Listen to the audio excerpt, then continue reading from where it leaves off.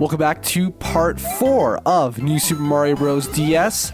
We're tackling the, I guess you could call it the secret world? Well, it's not really a secret necessarily. It's even labeled on the map as World 4.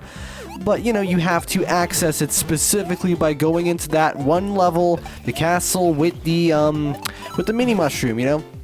Speaking of the mini mushroom, I'm actually going to need it a little bit later, but I'm going to leave that for, like, off camera, because honestly, this is not a guide for how to get all the stuff. I am going to try and get as much stuff as I can, so, you know, when it's not too hard for me to go a little bit out of my way to collect an extra, you know, star coin every now and then, I'll do it.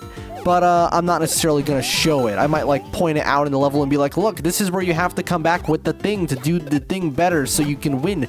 And yeah, but this level isn't going to require that. It's a super straightforward little platforming challenge. So, you know, speaking of platforming challenge, and so, you know what I've been thinking of doing a Let's Play of? But like, I need to do a little bit of preparation before that, or at least I feel like I want to do it. Jumping Flash. So, you know, Jumping Flash, it's like one of those 3D platformers before Mario 64, and it's kind of insane because it's actually held up ridiculously well, if you ask me, for fuck's sake. It's held up pretty damn well, if you ask me, in terms of the just overall level of polish and in general playability, especially considering that it's like a first-person platform shooter with like these weird controls, which actually still kind of work well enough, you know? And did you know that not only did it get a sequel, which you might be aware of because it was released in America, but it also got a third game. Yeah, which was never released outside of Japan, but it looks basically the same as the first two. So something I want to do for some reason, maybe when I have a bit more free time, is just acting as if I don't have a lot of free time. Come on. I don't have that much to do, to be honest. I might just try and do like a binge playthrough, not recorded. I'm not actually going to do it for the channel. I'm only going to do the first Jumping Flash for the channel. But what I want to do on my own time is just play through all 3 Jumping Flash games just back to back. It's going to be kind of tricky for the, you know, the third one because it's Japanese, but come on, I don't exactly need to be able to speak Japanese to know that I have to collect I looked it up. It's just collect the 4 things and no, what was it? I think you have to like raise the water level or something. Basically rescue the things. It's not super difficult. In the first game, you collect some pods, so these carrots, basically. In the second game, you collect some other things. And it's a collectathon, except there is an emphasis on, you know, a tiny little bit of combat and mainly platforming. And, you know, is it weird that I kind of enjoy the moment-to-moment gameplay more in Mario 64's? I mean, definitely Mario 64 was the more influential game. I mean, you can't argue against that. But I don't know, I feel like Jumping Flash is just more arcade fun. It's just my sensibilities, you know? And speaking of Mario 64, I've been playing this thing, this actually surprisingly old now by its own standards, because, you know, there's different standards for what we consider old depending on the medium.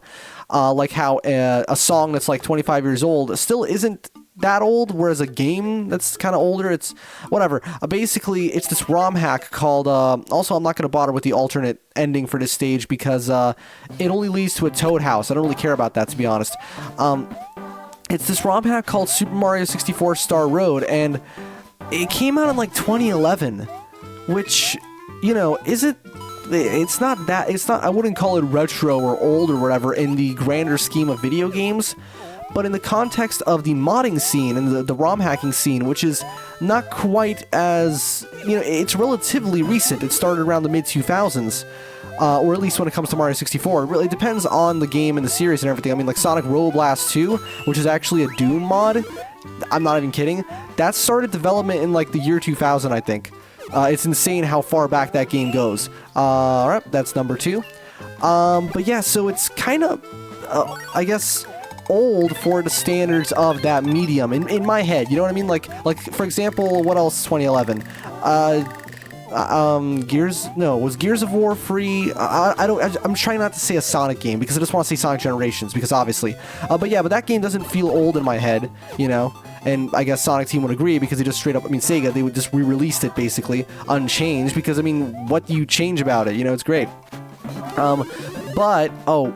Shit, actually come to think of it, I don't think that was mandatory though, because I did a practice run and I think I still was able to get the final star coin, despite me messing that up last time as well. No. Alright, Load. There you go. I was gonna commit seppuku, but then I realized, well, there's no point. I can just do that. So let's go ahead and not make that mistake again. How are we gonna not make that mistake? How are we gonna avoid it? Like, what am I gonna do differently this? Oh, obviously not that. So yeah, basically, it feels old, even though it's like not that old. And here's the thing, right? So far, my impressions of that fan game are, I can't say that I think it's definitely improved some aspects of Mario 64, but for one, it still kicks you out of the fucking stages, which, like, come on, why? I think it's very nice and polished. It definitely doesn't look like something that could have been on the N64, at least without some insane optimization. It is, I think there is, like, an N64 optimized version, like, for real hardware. Also, just getting it to run on an emulator was a massive pain in the ass. I had to change the fucking graphics plugin and stuff, because apparently older ROM hacks relied on the inaccuracies of emulators, so when emulators got more accurate, they actually broke. Oops, whatever. At least you can still get it working. I got the deluxe version. I think that's the one that I was able to get working, not the enhanced edition. And so my general impressions so far are that some of the platforming is a little bit obtuse. It has a little bit of too much of an emphasis on, like, precise jumps, especially for the engine, without really adjusting Mario's control that much, although I do enjoy the level designs. I think they're very nice, very richly detailed, very pretty. The music is great, although the first song that plays, you know, da-da-da-da-da-da-da, you know, the fucking Mario RPG, is way too loud. I don't know why it was mixed that way. Maybe it's just the velocity on the MIDI was set up to just everything was just 127 maxed out. You know, I think that's the maximum velocity of any MIDI. You know, whatever happened to like MIDI 2.0? Wasn't that going to be a thing? Didn't Adam Neely have a video on that like years ago? And like that was apparently it was going to allow for, instead of just 127 velocity, it was going to allow for like millions of values or something like that. Yeah, I don't know what happened to that. Maybe it is actually a thing and everyone else is using it. I just haven't figured it out. Who knows? But either way, we're in another dumb fuck underwater stage, those are just never fun. And I'm gonna get, nope, I didn't get crushed. Okay, good. And those giant eels, maybe if I were a tiny child, I'd still be afraid of those. But actually, you know what? I was never too spooked by those, or even the mad piano. I think what did it for me, because everyone has their like, oh, Mario 64 scared me memories, and I don't blame them, to be honest. Especially if you didn't grow up with the game and you weren't blown away by it, but instead were, you know, you're a little younger and maybe you're accustomed to slightly better graphical fidelity. It might be a little. I mean, I was scared of the cows in Minecraft as a kid, dude. But the thing about, there you go, that's the second one, about Mario 64 is it wasn't anything in one specific thing that got to me when it came to the scariness factor. Let's see if I remember how to get to the secret area here. It was just the crushing sense of openness, because I thought that like at any point like Bowser or some shit could just show up. And it's funny because there's a bit of old like promo art for the game which just shows Bowser on an open field, I think. Or was that like the potential cover art? Or was that... No, that's the cartridge art, come to think of it. Remember when like the cartridge art was actually going to have like a stone texture and Mario's eyes were all funny? Oh, man. So yeah, that's the thing. The thing about Mario 64 that got to me just wasn't, you know, the eels or the Boo music or whatever. It was just, I don't know, the camera, the way the game felt as a whole. Like I remember seeing Let's Plays of the game before I played it myself, and just everything felt kind of weird and empty, but also claustrophobic and whatever. And you know, speaking of Mario 64, I just, before recording this, tried out, well, for a second time. I've already played it before, but I tried it out again, this ROM hack called B13 Free, I think okay, the Internal Plexus. It's this one fan game. I think his name was Chris, who developed the game. Was it that, or was it, oh god, I have to look it up now. And a whole team of other fan developers, of course. And what do I think of that? Well, I'm not gonna lie, I have a hard time personally classifying it as anything other than a high-effort shitpost. It's high effort, absolutely. Like, there's a lot of really cool original designs, a lot of cool original compositions. The music kind of bangs. Like, you can instantly tell it's not original Mario 64 music, even unused, because just the, you know, the musical sensibilities, the chord progressions they use, it's so much more modern. It just sounds like a modern pop song usually, but, you know, it's not a problem, whatever. That's enough me being a music nerd. But the point is, though, that the whole semi-random nature of the game and the way everything kind of feels like it's intentionally designed to be like a creepypasta or some shit. Oh, not really like a creepypasta, but oh no. Okay, yeah, we're gonna have to reload that one because there's no way I'm gonna get this. I have to do this and be ready for it, you know, because you can actually climb a little faster if you didn't know by holding down the run button. That feels weird. It's like climbing faster. But yeah, you can. And now we're on the bottom layer, so we can go ahead and grab this. And now I assume they're going to want me to be back on the top layer now. No. Damn it. Mario, stop it. Okay. But yeah, it's just it's the structure of the game, you know? I do... Maybe if I let go of how the original game was meant to be played, I would enjoy it more. Ah, for fuck's sake, I should have saved. Because... the thing about it is that I say that a lot, the thing about this, that's a great little tick that I'm probably never going to throw away because because I'm bad at self-improvement. Anyway, so where was I? So the thing about it, there it is again, is that fuck, it's to do with how, so in Mario 64 you have multiple missions per stage. That's just how it works. They had to do that because they didn't have enough space. Now this game, I mean, the internal plexus, that's what I'm going to call it, just Mario internal plexus, or Mario beta personalized, whatever. And it's like 90 free megs, which is like nothing for any game today. But for an N64 game, you know, that's unthinkable. Like, what the fuck? 90 free megabytes for an N64 game. That would have never happened, right? No game could have ever been that big on a cartridge, right? Just inherently because of the way it shit. Okay, I'm fine. Because of, you know, technical limitations.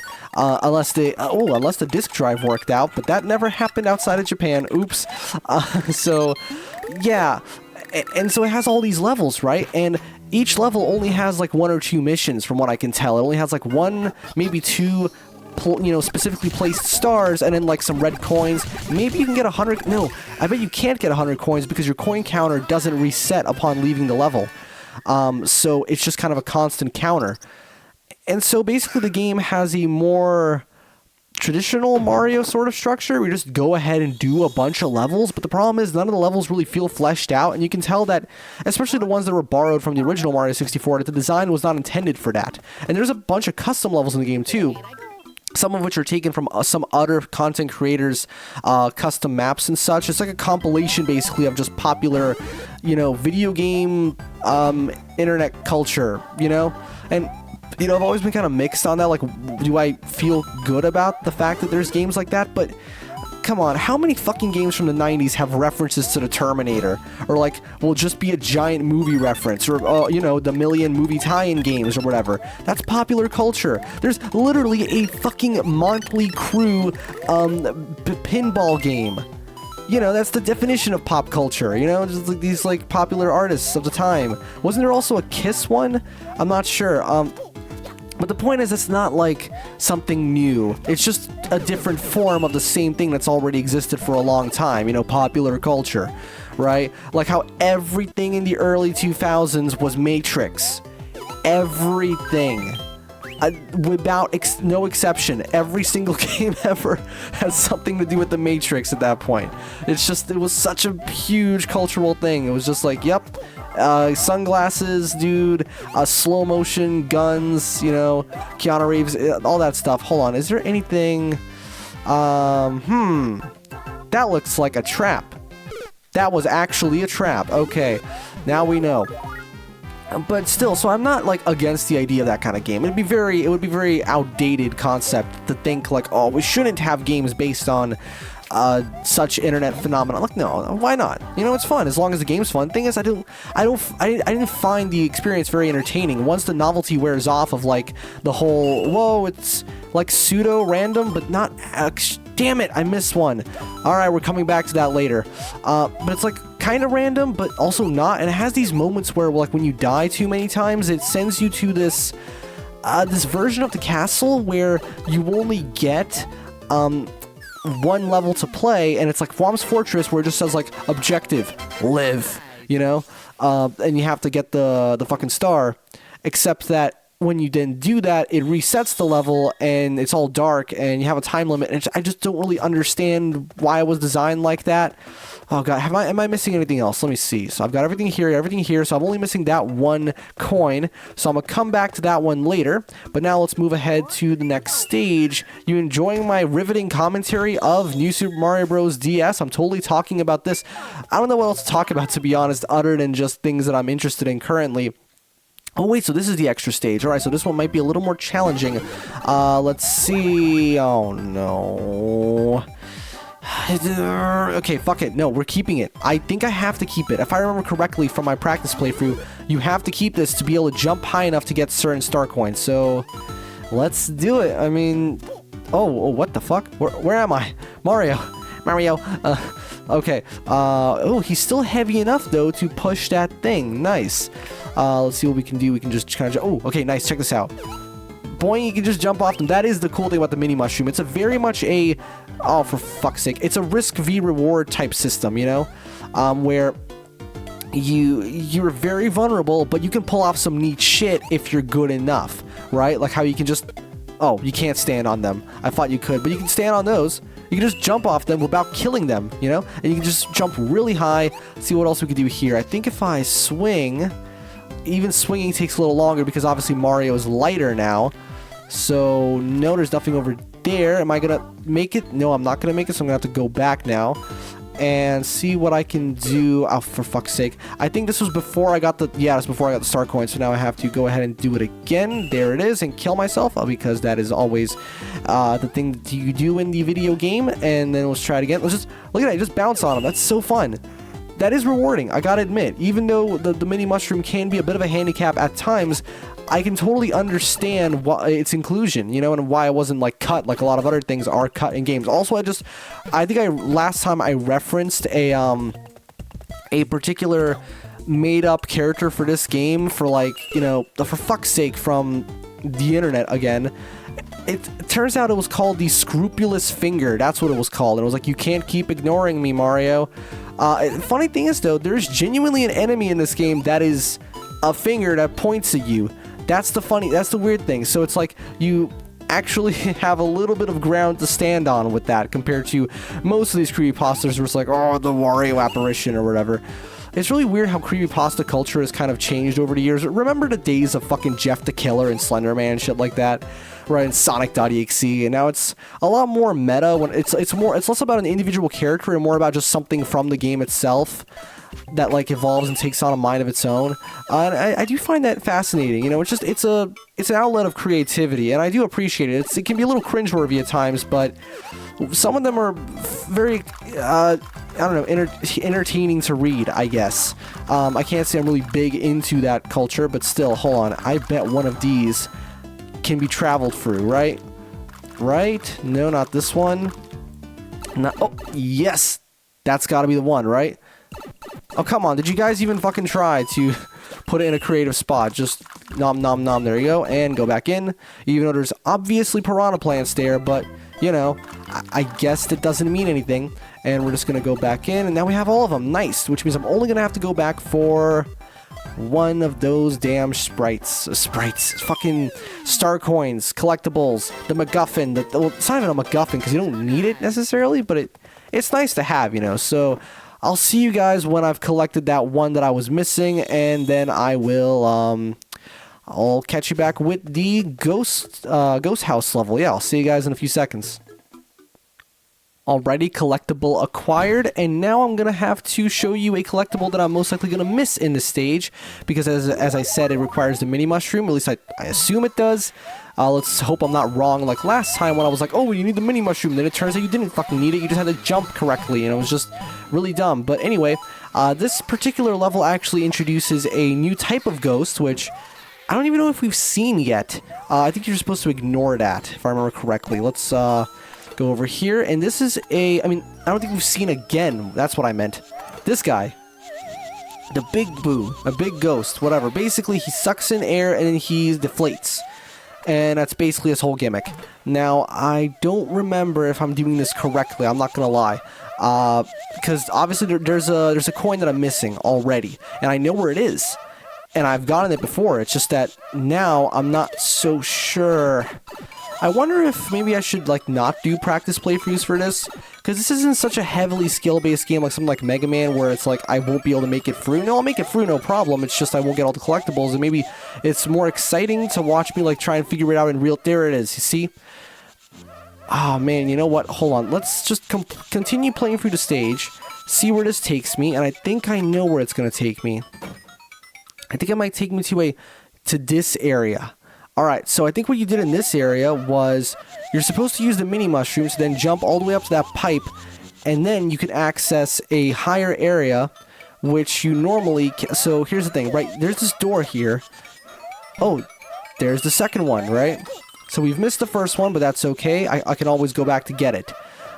And we also have, yeah, right, that right there. So now what I'm going to have to do is hit the switch, run real fast, and as you can see, if I had the mini mushroom, I could... Yeah, see, this is interconnected. Yeah, so I could totally jump up and clear my path to a different part of the level. Now, I don't have it, so I'm just going to have to ignore that door because it's not relevant. What we actually need is to go over here, and there's the thing. Yeah, so with the mini mushroom, we could access that by going through a different pathway, but unfortunately, we cannot access that right now, so we're just going to have to finish the level normally. I'm not sure if this is the main exit or the alternate exit, but regardless, that's the end of the level. Nice.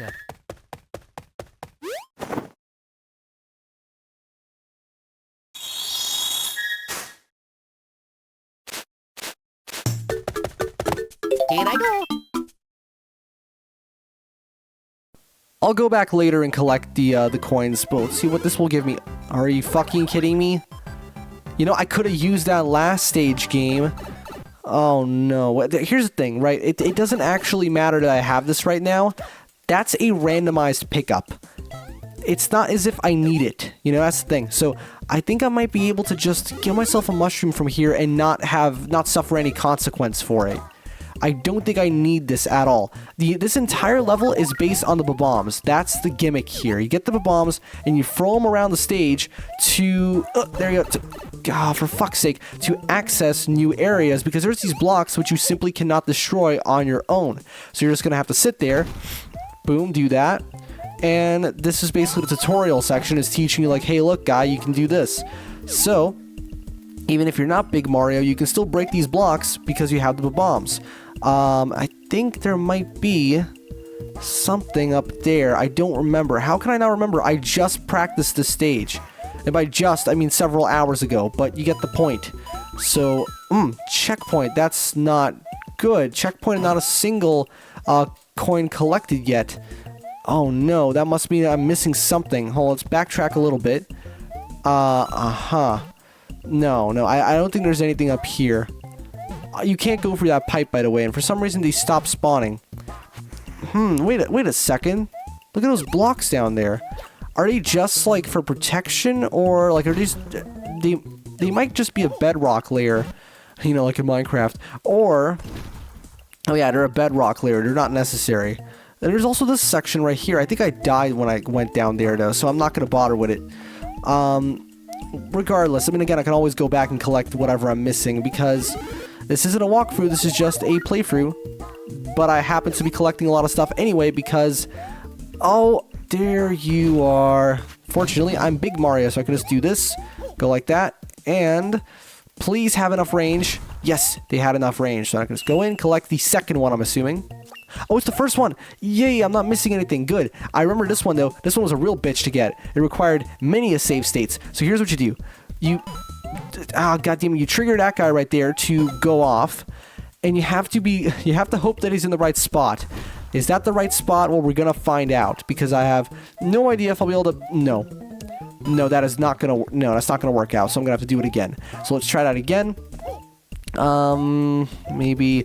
We're gonna have to wait until he's closer to the middle, and then we're gonna have to bonk him so that he goes off, dick, and I fell off myself. Alright, let's try that again. So let's go over here, wait a few seconds, and okay, try and make it. There you go, good. Oh, that's perfect. That's the perfect spot. And now I can simply whoop and die. Nice. Let's do that again. So we're going to run over here, wait until he's in position, and jump. and that is not a great spot. I might still be able to make it though if I'm good enough with my jumps. Yes, I am, because I am the best at the game of the Super Mario Brothers, don't you know? I'm not. I'm actually very, very painfully average at pretty much every video game that... Oh, okay, there's some games I'm okay at, but I don't know.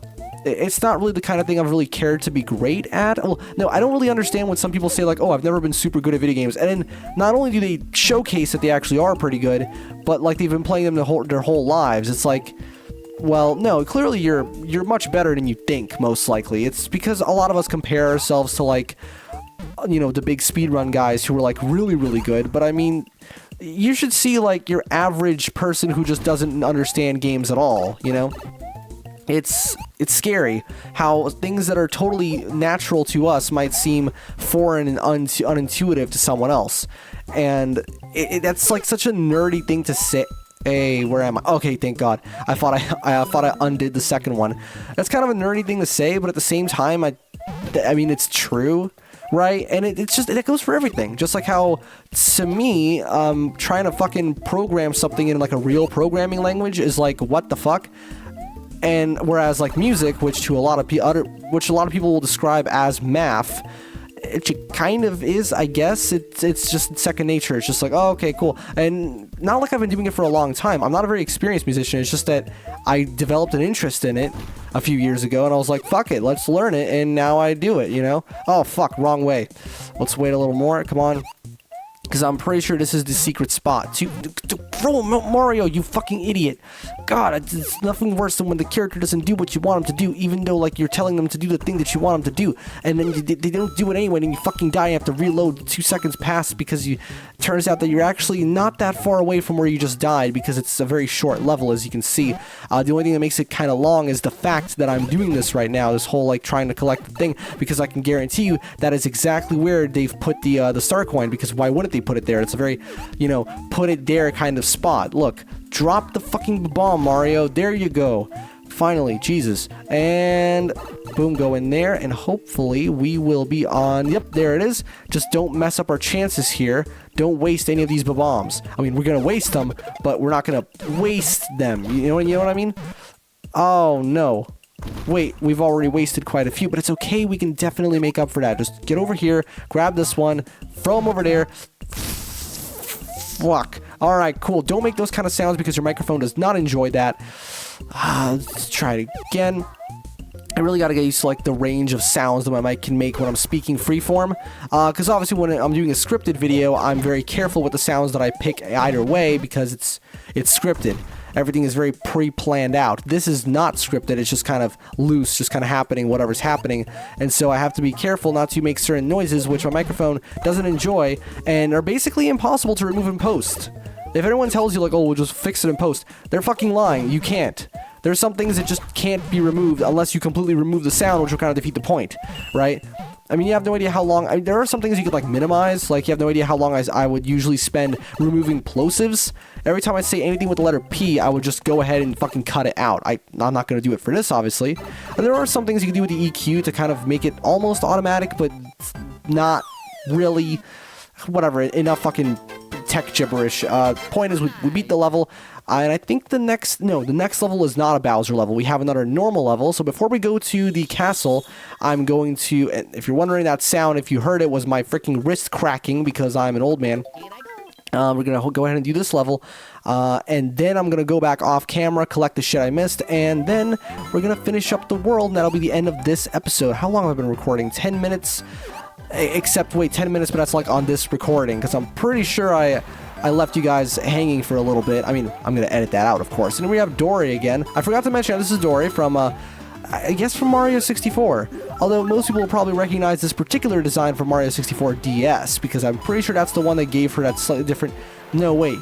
Did they give her the goggles in 64 DS? Oh, I don't remember. But this is the design that's basically stuck around for the rest of the games, though. Oh boy, I have to make a choice. This collectible, or... Yeah, no, I'm going with this. I'm not going to bother with the red coins underneath. It's interesting how the red coins are, like, so different going from 2D to 3D. Because in 2D, they're just this time challenge, whereas in 3D, they're... Well, no, actually, they started out the way they are in 3D. As in Yoshi's Island, the red coins were, one of those collectibles where you get them throughout the stage. and they're like just a secret extra little thing to collect, right? Whereas here, it's a timed challenge that grants you an item.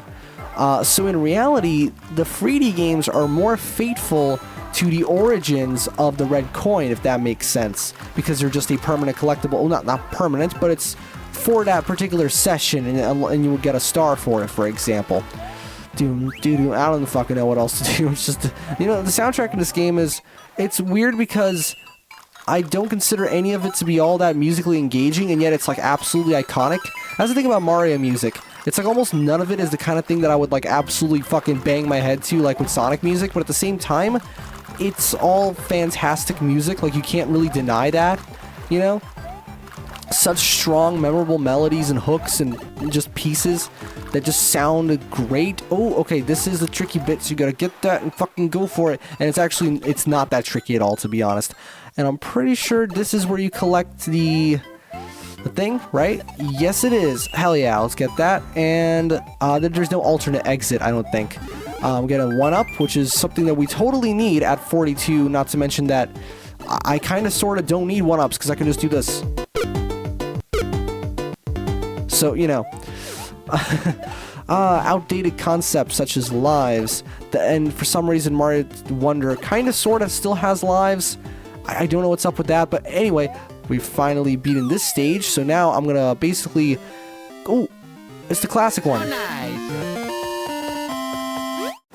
I still have no idea what the stipulation is to getting that to play. Is it beating it in a certain amount of time? Beating the level with a certain amount of points?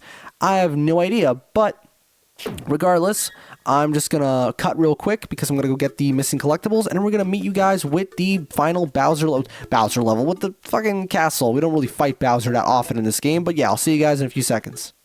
Okie doke, all extra star coins collected, and here we have our seesaw gimmick for the castle stage that I just keep calling Bowser levels for some reason. Maybe it's because I associate this aesthetic with Bowser the Koopa, the main villain of the Super Mario Bros. Series, although whether or not he's actually evil is up to debate, considering how often he is seen participating in friendly competitions with characters from the popular Super Mario Bros. Series. I enjoy over-describing things sometimes. Look at the thwomps. They're so detailed now. Clunk. Dong, like that. I have no idea what... How does one go... I mean, in this game, these sound like what you expect, but like, when you were picking like the erg sound, like, how does one go about picking a sound like that? Actually, no, I'll tell you, stock sounds, just whatever you have on your hard drive at the time. Like, seriously, I have no idea how many games from that time period were just so non-selective with their sound effects. They were just like, fuck it, yeah, we could use this sound, pitch shifted a little bit. Also, I still find it ridiculous how, like, Charles Martinet was picked to voice Mario, right, at that time, and yet a lot of the stock sound effects happen to also be Charles Martinet. Just pure coincidence. I guess he used to record stock sounds for people.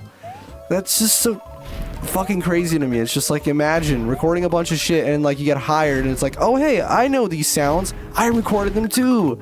That's amazing. Oh man, it's a small world, isn't it? I'm pretty sure the next star coin is somewhere off here. Oh man, this like, there's something about the color palette here that I really enjoy. It's very cool. Cold, even though it doesn't really... you wouldn't expect that from the jungle level. You think it'd be more humid, so like what kind of colors would make sense for this? I guess more purple. I don't know. Why does like purple is like the universal color for icky stuff? Well, that would be green, I guess, but like, no, really, every time there's like the poison river area, it's like, I don't know. I think it's to do with the fact that certain things, when they go moldy, they turn purple. I mean, usually they turn like cyanish, green, bluish, kinda. But I don't know, it's gotta do, it's something to do with our nature. There's a reason why we react this way. Anyway, I am not a scientist in that field. What I am is this person who's gonna stare at this thing and be like, oh, look, it's a Goomba. And what's the Goomba gonna do? He's gonna suddenly change texture resolution. Oh my god, how did he fit such a big-ass texture on the DS? I don't fucking know. You don't actually need these, by the way. If you're good enough with your wall jumps, which I'm clearly not, you can just take him out that way. And use Mario and stomp on him with his big fat ass. There you go. Bada boom, done. And, oh wait, hold on. We got one more hit, and that is literally the whole fight. I do love the tessellation on the model, though. It's very well done. Collect the key, and... That is so nice indeed. I feel like there should have been... Why did we not... Oh, because Peach is already here. No shit. I imagine if I hadn't unlocked this world, there would have been the extra animation of Peach getting dragged off. But regardless, we're finally in the Token Ice world. Like, there's always going to be one of those in these platformers. Those trees are really well animated. I enjoy that. Either way, we're going to continue with this world, World 5, in Part 5 of New Super Mario Bros. For Nintendo DS. Not to be confused with New Super Mario Bros. For the Wii, Wii U, 3DS, and then the Switch. I don't fucking know what. For the PlayStation 6. Anyway, so we're going to see you guys next time.